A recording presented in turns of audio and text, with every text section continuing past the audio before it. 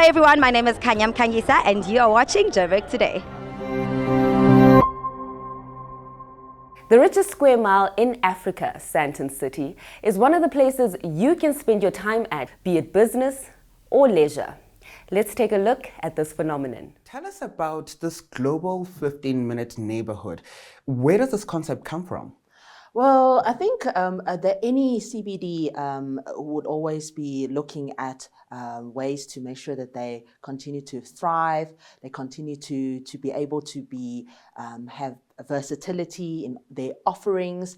So the 15-minute neighborhood's really about if you're working in the space, if you're living in the space, what supportive amenities would make it easier for you to actually live, work and shop and play in a space. And we are always looking at multiple offerings in a CBD like Sandton to make sure that, you know, within a 15-minute walk, drive or actually cycle, that you at any point will be able to find everything that is convenient to you, be it lifestyle, be it work that you're there for, or you are actually just doing shopping or actually visiting a nearby park.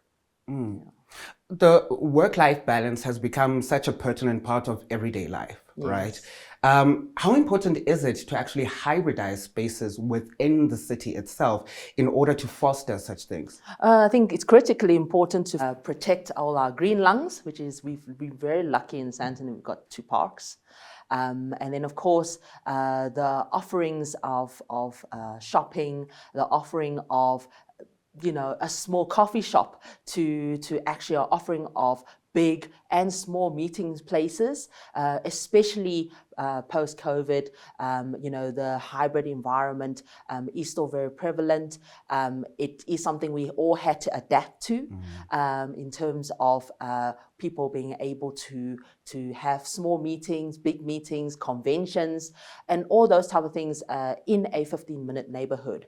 And that is where we as Sandton are very proud during the learnings of COVID, is that we're able to adapt to be as resilient as possible to overcoming those challenges and being able to also adapt and invite these type of changes easily as well. And I think a lot of our landlords and the community has really tried to make those changes to make sure it could be for any user into the space and arriving into Sandton can actually feel comfortable and actually say, wow, these changes has really adapted very well to the changes of our lifestyle and our work environment. Sandton, of course, is the richest square mile in Africa, which means a lot of our economy actually is dealt with within that square mile. What goes into consideration when trying to create such spaces and transform them into these world-class, eco-friendly, human-friendly spaces? Yeah. So, livable city is very prevalent. We have to make sure that people who are living in these cities can live happily in healthier environments.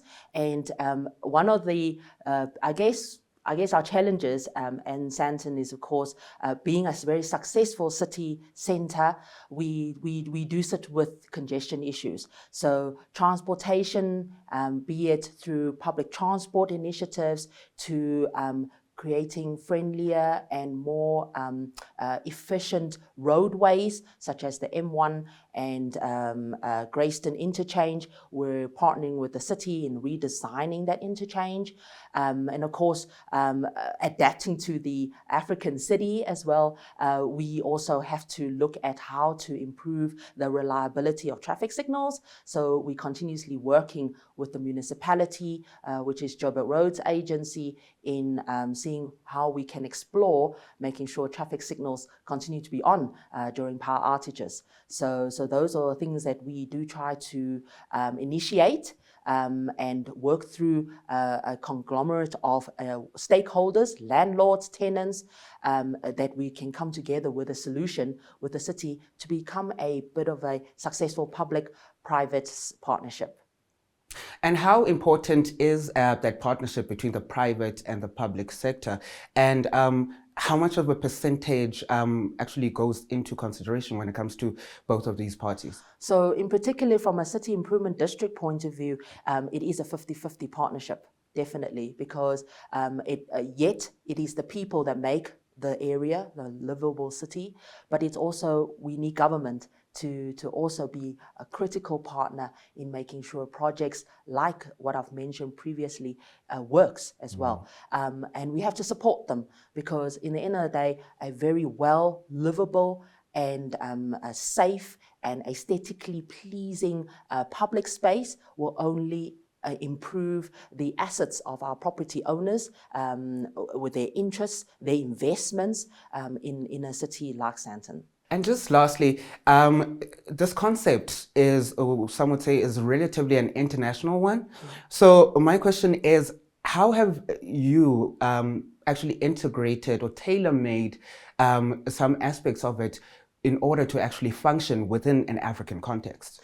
Well, again, like I said, we have to understand firstly our client, which is our landlords, and our tenants, who are actually decides to actually set up home in Sandton. And then from there, obviously, we cater to what are those needs. Firstly, in an African environment, like you say, because we have the constant power outages, how can we make sure our traffic flow continues to work well, coming into Sandton, leaving Sandton on a daily basis? And how do we also promote developments that could create more residential in the space like Sandton, where so that people could now start living close to where they work, so they have to commute less. Again, it's all adapting to what the needs of this community needs, in this case Sandton, and also what would work for the international travelers who are also looking at world-class cities. What do they expect when they come to Johannesburg, come to Sandton? What do they expect to see? That they feel safe, that the area is aesthetically pleasing, that it has the international level of standard of facilities and offerings that it is used to when they're back at home. And I don't think we are falling anywhere behind in Sandton, and we would always strive to become that leading city, that innovative city, and most importantly, we've learned the word to be resilient as possible and adaptable to any challenges and anything that comes into play in actually making sure that we continue to be a successful city centre. Fantastic. Thank you so much for joining us. My pleasure. Thank you, Riley.